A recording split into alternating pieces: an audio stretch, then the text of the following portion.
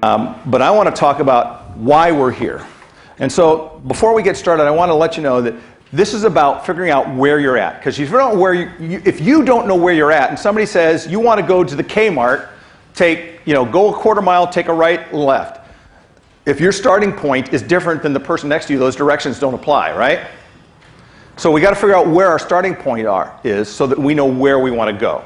So that's why determining baseline skills is where you want to go. So we'll take a look at that. We'll describe the video assessment process.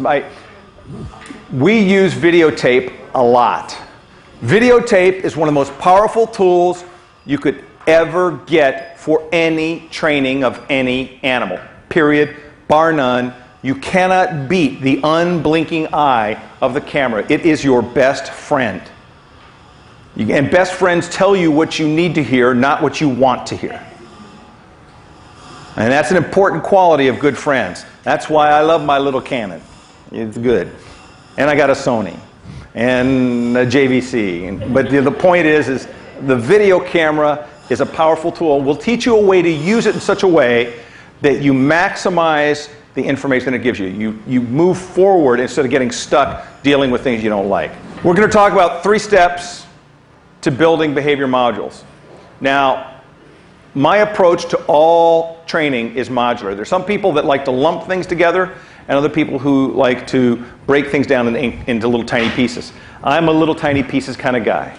I know people who have great success lumping behaviors, and I'm not that good. I cannot wrap my head around it, because what happens when something goes wrong, I don't know which of the lumped factors caused the problem. So for me, because I'm not good enough to automatically get the right thing the next step, I need to only add one thing at a time.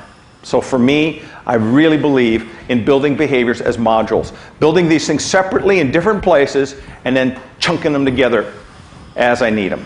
And chunking them together in a variety of ways so the animal doesn't get into a pattern. They just learn, okay, I'm in this context, I do this behavior. And that's what we want.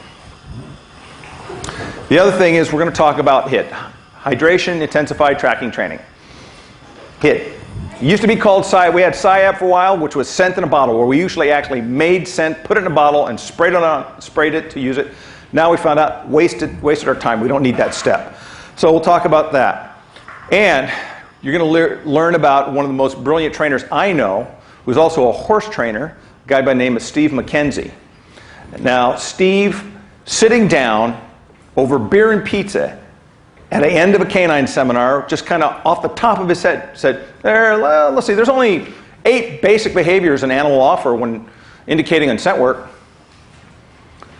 A whole room of trainers said, oh yeah, there's a lot more than that. My dog does more than that. And you know what? He sat down, scratched them out on a napkin. And then we all went, well, yeah, but what about, oh no, that's head. What about, no, that's tail. What about, no, that's breathing. Chunk it down one way or the other. Everything you can think about is a variation of these. If you can come up with another one, please let me know. I'll add it to the list. The system we call now, what has kind of replaced, or the next step from SciAP, and next evolutionary step, is Hydration Intensified Tracking Training. HIT is a pretty simple system. The principle is we want first order conditioning. What was the beauty? Remember I mentioned Gottfried Dildei's system earlier of tracking, where he trained in a very sandy surface, deep footsteps, and he put a treat in every one? What was the beauty of that for me? It's a system that has reinforcement at every footstep, plus there is very little vegetative odor. There's some ground disturbance, don't get me wrong. There's a difference between vegetative odor and ground disturbance. I don't mind ground disturbance. I want ground disturbance. I want the dog to like working ground disturbance. I don't want him to want vegetation.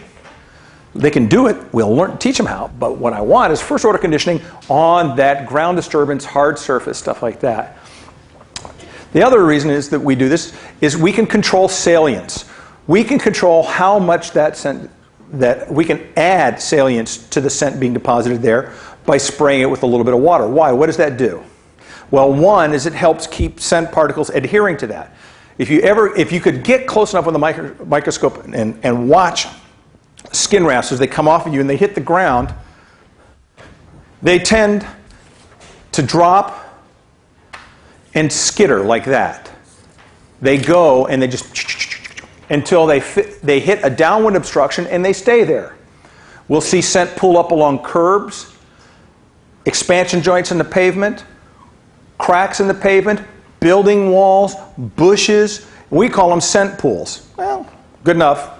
You can call them whatever you want, but they are a concentration of scent at a downwind obstruction. And we can control how much of that scent gets blown to those things by making it stick to the ground instead, because the spray acts as an adhesive and it kind of glues a little extra right there.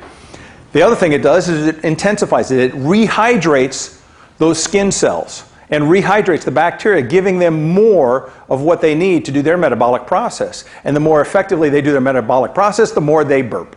And the more the bacteria burp, the more they stink. The more they stink, the easier it is for your dog to track, and we can get a little handle on that. Here we go. Mackenzie's 8 scent work indicators, pretty simple. Pull, nose height, tail carriage, breathing, cadence, circling, crabbing, and the nose anchor or the head swing.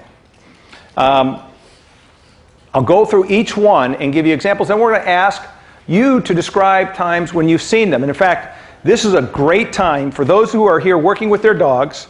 If I were you, I would put, as you're taking notes now, I'd go up to the top of the page and stick my index finger on the page on one of the video worksheets right now and pull that out and think about your own dog and what you've seen in your dog, because what you want to know is that this is a unique thing.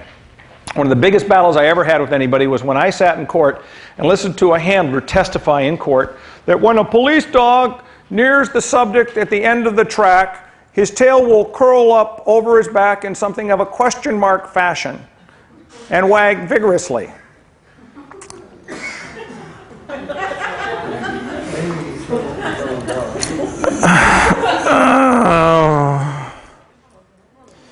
That was painful. His dog did that, but a lot of other police dogs don't. We've got others, their tails will drop and wag big, wide, sweeping wags. Oh boy, this is fun. Others whose tails just go flat in a line behind them as if it was a rope. It all varies. What you need to know about the 8 scent work indicators is how your individual dog manifests them. Or 9 indicators.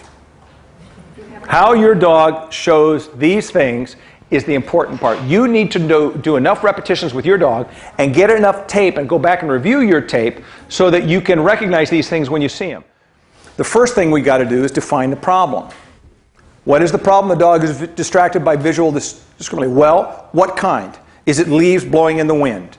Is it people walking in the distance? Is it other dogs? Is it cars going by? What exactly is it? Define it, describe it, articulate it. Then isolate the problem. Resolve compound components individually. Don't fix things, try and fix everything all at once. Find a component. So, for example, if you have a dog that on visual distractions is all whacked out by kids running and playing, what's the first thing you're going to deal with? Okay, find out if the dog responds the same way to adults running and playing. Okay, nope, it's just kids. Is it kids when they're just standing still? No, it's not. It's kids when they're running and playing. Okay, so we know now what we need to work with. So get the dog to be desensitized to kids moving, then kids moving vigorously, then kids running, playing, squealing, and giggling. Slowly work your way up to it.